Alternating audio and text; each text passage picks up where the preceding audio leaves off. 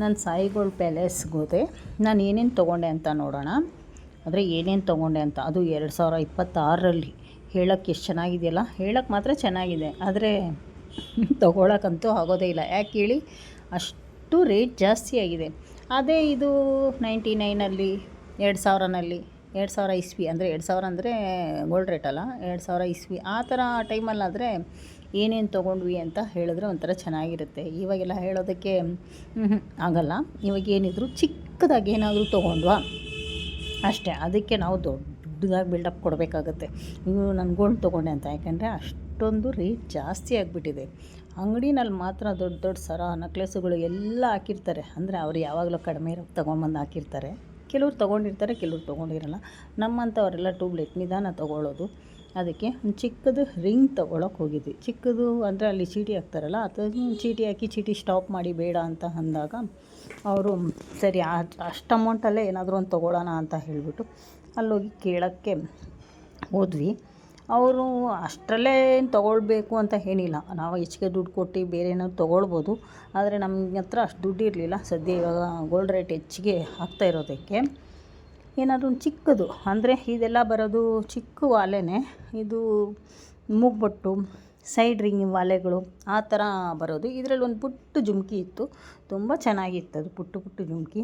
ಆದರೆ ಆ ಜುಮ್ಕಿ 1 ಗ್ರಾಮ್ಗಿಂತ ಒಂದು ಸ್ವಲ್ಪ ಜಾಸ್ತಿ, 1.25 1.5 ಈ ಥರ ಇದೆ ಆ ಜುಮ್ಕಿ. ಅದು ತುಂಬ ಚಿಕ್ಕದಾಗಿದೆ, ಅದು ಸ್ವಲ್ಪ ಗಟ್ಟಿ ಇದೆ. ಆ ಜುಮ್ಕಿಗೆ ಅವರು 29,000 26,000 ಆ ಥರ ಹೇಳ್ತಾರೆ. ಒಂದು ಟೈಮ್ ಇತ್ತು ಆ ಜುಮ್ಕಿನ 1,000 ರೂಪಾಯಿಗೆ 1,500 ರೂಪಾಯಿಗೆ ತೊಗೊಳ್ಳೋ ಟೈಮ್. ಇವಾಗ ಅದೇ ಜುಮ್ಕಿ ಬಂದು 26,000 27,000 29,000 ಹೇಳ್ತಾರೆ. ನಾವು ಎಷ್ಟೋ ಇದು ಚೆನ್ನಾಗಿದೆ ಅಂತ ನೋಡಿದ್ವಿ. ಇದು ಶಂಖ ಚಕ್ರದ್ದು ವಾಲೆ ತುಂಬ ಚೆನ್ನಾಗಿತ್ತು. ಆದರೆ ಡಾಲರ್ ಇದ್ದಿದ್ರೆ ಖಂಡಿತ ತೊಗೊಬಿಡ್ಬೋದಾಗಿತ್ತು, ಯಾಕಂದರೆ ತಾಳಿಪಕ್ಕ ಹಾಕ್ಕೊಳ್ಳೋಕೆ ಚೆನ್ನಾಗಿ ಕಾಣಿಸ್ತಾ ಇತ್ತು. ಆದರೆ ಅದು ವಾಲೆ, ಒಂದು ಶಂಖ ಒಂದು ಚಕ್ರ. ಡಾಲರ್ಸ್ ಬರಲ್ವಂತೆ, ಡಾಲರ್ಸಲ್ಲಿ ನೋಡಿದ್ವಿ ಬರಲ್ವಂತೆ. ಆದರೆ ಡಾಲರ್ ಅಂದರೆ ನಾವು ಆರ್ಡ್ರ್ ಕೊಟ್ಟರೆ ಮಾಡಿಕೊಡ್ತಾನಂತೆ. ಅದು 10 ಗ್ರಾಮ್ ಮೇಲೆ ಕೊಡಬೇಕಂತೆ ಆರ್ಡ್ರು. 10 ಗ್ರಾಮ್ಗೆ ಎಷ್ಟಾಗುತ್ತೆ ಹೇಳಿ, 1.5 ಲಕ್ಷ ಆಗುತ್ತೆ. ಅಷ್ಟೊಂದು ಡಾಲರ್ಸ್ನ ಮಾಡಿ ಹಾಕ್ಕೊಳ್ಳೋಕ್ಕಾಗತ್ತಾ ಈಗ? ಅದಕ್ಕೆ ಅದೆಲ್ಲ ಆಗದೆ ಇರೋ ಕತೆ ಅಂತ ಹೇಳಿ ಸರಿ ನಮ್ಮ ಹತ್ರ ಇದ್ದಿದ್ದ ದುಡ್ಡಲ್ಲೇ ಏನೇನೋ ನೋಡಿದ್ವಿ. ಪ್ಲಾಟಿನಮ್ ನೋಡಿದ್ವಿ, ಡಾಲರ್ ನೋಡಿದ್ವಿ, ಏನು ತೊಗೊಳ್ಬೋದು ಅಂತ. ಕೊನೆಗೆ ಫೈನಲಾಗಿ ಮತ್ತೆ ವಾಪಸ್ ಅದೇ ಜುಮ್ಕಿ ತೊಗೊಳ್ಳೋಣ ಅಂತ ಬಂದ್ವಿ. ಆ ಜುಮ್ಕಿ ಅದಕ್ಕೂ ಸಿಕ್ಕಾಪಟ್ಟೆ ರೇಟ್ ಹೇಳಿದ್ರು. ಅದು ಕ್ಯಾನ್ಸಲ್ ಆಯಿತು.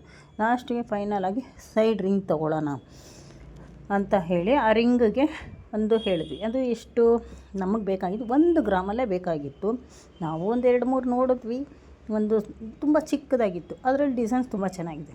ಸ್ವಲ್ಪ ಮೀಡಿಯಮ್ ಆಗಿದೆ, ಅದು ಡಿಸೈನ್ ಅಷ್ಟರಲ್ಲೇ ಇದೆ. ಸರಿ, ನಾನೇನು ಅಂದ್ಕೊಂಡೆ, ಇದು ಇಷ್ಟು ಸಣ್ಣ ಕಾಣುತ್ತಲ್ಲ, ಬೆಂಡಾಗ್ಬೋದಾ, ಬೆಂಡಾಗತ್ತೇನೋ ಅಂತ ಹೇಳಿ ನಾನು ಕೈಯಲ್ಲಿ ಅದನ್ನು ಹಿಡ್ಕೊಂಡು ಈ ಥರ ಪ್ರೆಸ್ ಮಾಡಿ ಎಲ್ಲ ಥರ ಟ್ರೈ ಮಾಡಿ ನೋಡಿದೆ. ಸ್ವಲ್ಪ ಗಟ್ಟಿನೇ ಇದೆ, 1 ಗ್ರಾಮ್ ಅಲ್ವಾ, ಹಾಕ್ಕೊಂಡ್ಮೇಲೆ ಏನಾದ್ರು ಬೆಂಡಾಗಿ ಇಲ್ಲ ಅದು ಪ್ರೆಸ್ ಮಾಡಿದರೂ ಓಪನ್ ಆಗಿಬಿಡುತ್ತೆ. ಏಕೆಂದರೆ ಇವಾಗ ತಗೊಳ್ಳೋದೇ ತಲೆನೋವು, ಅದರಲ್ಲಿ ಕಳೆದೋದ್ರೆ ಇನ್ನೂ ದೊಡ್ಡ ತಲೆನೋವು. ಅದಕ್ಕೆ ತೊಗೊಳ್ಳೋವಾಗಲೇ ನೀಟಾಗಿ ಚೆಕ್ ಮಾಡಿ ತೊಗೊಳ್ಬೇಕಲ್ವ ಅಂತ ಹೇಳಿ ನಾನು ಅದನ್ನೆಲ್ಲ ಹಾಗೆ ಹೀಗೆ ಟ್ರೈ ಮಾಡಿ ಎಲ್ಲ ಪ್ರೆಸ್ ಮಾಡಿ ಎಲ್ಲ ನೋಡಿದೆ. ಏನೂ ಆ ಥರ ಎಲ್ಲ ಏನೂ ಇರಲಿಲ್ಲ, ಸ್ವಲ್ಪ ಗಟ್ಟಿಗೆ ಇತ್ತು. ಲಾಸ್ಟಿಗೆ ಫೈನಲಾಗೆ ನಮ್ಮ ಹತ್ರ ಇದ್ದಿದ್ದ ದುಡ್ಡಿಗೆ ಬರೀ ಒಂದು ರಿಂಗ್ ಮಾತ್ರ ತೊಗೊಳಕ್ಕಾಯಿತು. ಅದು ರಿಂಗ್ ಎಷ್ಟಿದೆ ಅಂದರೆ 10 ಮಿಲಿ ಏನೋ ಕಡಿಮೆ ಇದೆ, 1 ಗ್ರಾಮ್ಗೆ 10 ಮಿಲಿ ಕಡಿಮೆ ಇದೆ. ಎಷ್ಟಾಯಿತು ಅಂದರೆ 15,200 ರೂಪಾಯಿ. ನಾವು ತೊಗೊಂಡಿದ್ದೇವೆ ಅಂದರೆ ಜನವರಿ 11ನೇ ತಾರೀಕು ತೊಗೊಂಡಿದ್ದು ನಾವು. ಅವತ್ತು 12,000 ಚಿಲ್ಲರೆ ಇತ್ತು ಅವತ್ತಿನ ದಿನ ಗ್ರಾಮು. ಅದು ನಾವು ತೊಗೊಂಡಿದ್ದು ರಿಂಗ್ ಬಂದು 1 ಗ್ರಾಮ್ಗೆ 10 ಮಿಲಿ ಕಡಿಮೆ ಇದೆ. ಆದರೂ ವೇಸ್ಟೇಜು ಮೇಕಿಂಗ್ ಅಂತೆಲ್ಲ ಹೇಳಿ 15,200 ರೂಪಾಯಿ ತೊಗೊಂಡ್ರು. ಅದು ಏನೂ ಮಾಡೋಕ್ಕಾಗಲ್ಲ. ಇವಳದು ಬರ್ತ್ಡೇ ಇತ್ತು, ಅದಕ್ಕೆ ಅಲ್ಲೇ ಅದೊಂದು ಹೆಂಗೂ ಚೀಟಿ ಕಟ್ಟಿರೋದು ಒಂದು ಸ್ವಲ್ಪ ಬ್ಯಾಲೆನ್ಸ್ ಅಮೌಂಟ್ ಇತ್ತಲ್ಲ, ಅದಕ್ಕೆ ಇವಳು ಬರ್ತ್ಡೇಗೆ ಗಿಫ್ಟ್ ಥರ, ಅಂದರೆ ನಾನೇನು ಕೊಡಿಸಿಲ್ಲ, ಅವ್ರ ಅಮ್ಮನೇ ಅವಳಿಗೆ ಕೊಡಿಸಿದ್ದು. ಇದನ್ನು ತಗೊಂಡು ಅಲ್ಲೇ ಅವಳಿಗೆ ಹಾಕ್ಕೊಂಡ್ವಿ. ಈ ರಿಂಗು ನಿಮ್ಗೆ ಇಷ್ಟ ಆಗಿದೆಯಾ, 15,200 ರೂಪಾಯಿ ಕೊಡ್ಬೋದಾ ಅನ್ನೋದಕ್ಕಿಂತ ಕೊಡಲೇಬೇಕಲ್ವ, ಬೇಕು ಅಂದಮೇಲೆ. ಅದಕ್ಕೆ ಈ ಪುಟ್ಟ ಒಂದು ರಿಂಗ್ ತೊಗೊಂಡ್ವಿ. ಈ ವಿಡಿಯೋ ಹೇಗಿದೆ, ನಿಮ್ಗೆ ಇಷ್ಟ ಆಗಿದರೆ ಲೈಕ್ ಮಾಡಿ ಮತ್ತು ಸಬ್ಸ್ಕ್ರೈಬ್ ಮಾಡ್ಕೊಳ್ಳಿ. ನಿಮ್ಮ ಅಭಿಪ್ರಾಯನ ಕಮೆಂಟ್ ಮುಖಾಂತರ ತಿಳಿಸಿ. ಆದರೆ ಇವಾಗ ಚಿನ್ನ ತುಂಬ ದುಬಾರಿಯಾಗಿದೆ, ಆದರೆ ಎಲ್ಲರಿಗೂ ತಗೊಳ್ಳೋ ಆಸೆ ಇದೆ. ಆದಷ್ಟು ಬೇಗ ತಗೊಳ್ಳೋರೆಲ್ಲ ತಗೊಳ್ಳಿ ಅಂತ ಹೇಳ್ತೀನಿ. ಮುಂದೆ ಇನ್ನೂ ಎಷ್ಟಾಗುತ್ತೋ ಗೊತ್ತಿಲ್ಲ. ಆವಾಗ ಸುಮ್ಮನೆ ಬೇಜಾರು ಮಾಡ್ಕೊಳ್ಳೋದಕ್ಕಿಂತ ಇವಾಗಲೇ ನಿಮ್ಮಿಂದ ಎಷ್ಟಾಗುತ್ತೋ ಅಷ್ಟು ಆದಷ್ಟು ಬೇಗ ಚಿಕ್ಕದು ದೊಡ್ಡದು ತೊಗೊಳ್ಳಿ ಅಂತ ಎಲ್ಲರಿಗೂ ಹೇಳ್ತೀನಿ. ಯಾಕೆಂದರೆ ಚಿನ್ನ ನಾವು ಅಂದ್ಕೊಂಡಂಗೆ ಇಲ್ಲವೇ ಇಲ್ಲ. ಯಾವಾಗ ಬೇಕಾದರೂ ಎಷ್ಟು ಬೇಕಾದರೂ ಹಾಗೇ ಆಗುತ್ತೆ. ವಿಡಿಯೋನ ಲೈಕ್